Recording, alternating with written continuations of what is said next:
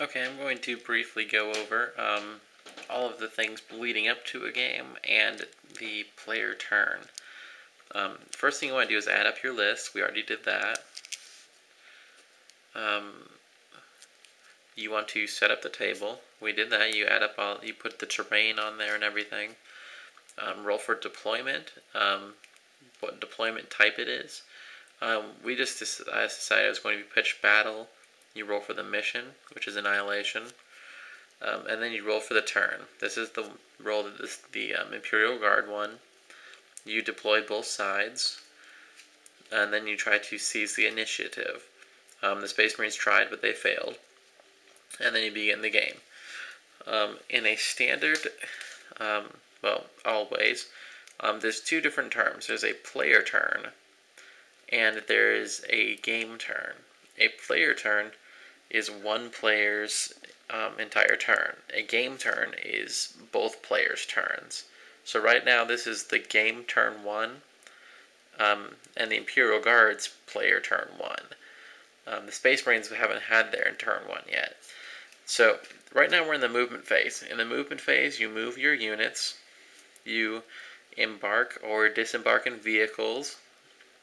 At the very beginning of the movement phase, you roll for any reserves, starting on turn 2. We don't have any reserves in this game, but I will go over those next turn.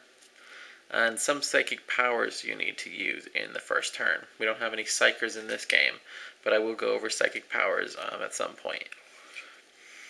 The first phase, you have to do everything in the first phase that you want to do before you move on to the second phase. Once you're in the second phase, you can't go back and do any movements or anything. In the shooting phase,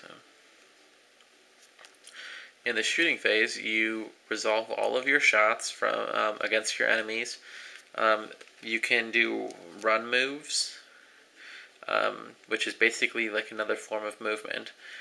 And the opponent makes any morale checks that are caused based on casualties from shooting. In the assault phase, again, once you go to the assault phase, you can't do any more of the shooting from the shooting phase or the moving from the movement phase. Once you go to the assault phase, you declare your assaults, you resolve all of the combats.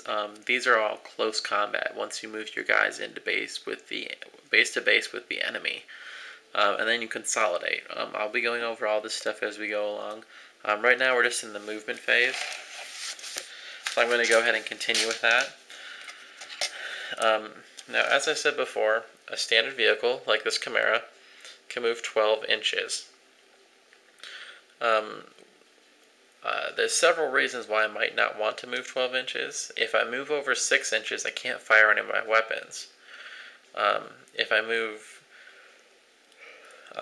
do move the full 12 inches, it's harder for the opponents to hit me in close combat.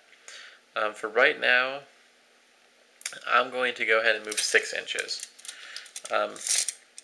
With this Chimera, it has a special rule.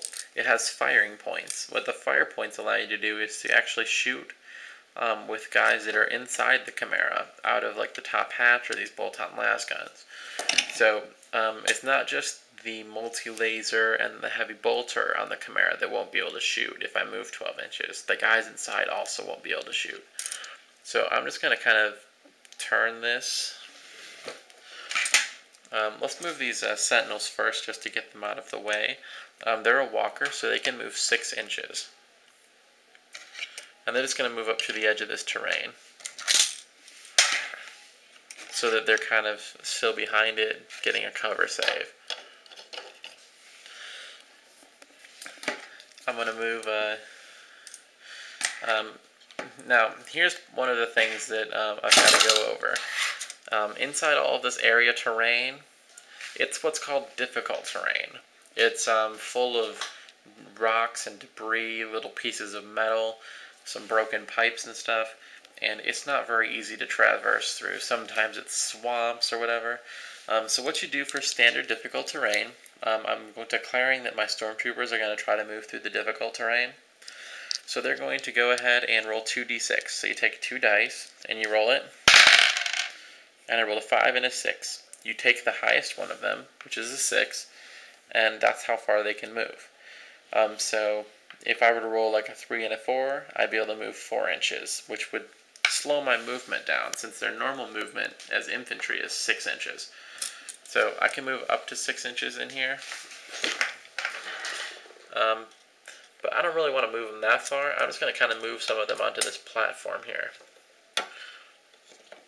Now I've got to be careful because I know that the opponent has a flamer in the assault squad, so I don't want to bunch my guys up too much. So I'm just going to kind of move him in here a bit, get a cover save.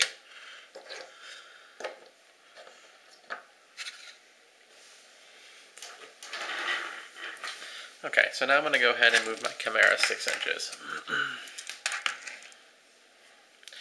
Now, pivoting on the spot like this in the movement phase is free. It doesn't cost anything.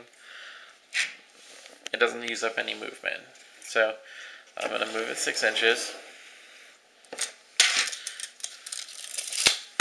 And then I'm going to rotate it again. Okay. So that's it for my movement phase. I didn't embark or disembark anything this turn, but I will in a future turn. So I'm going to go ahead to the shooting phase.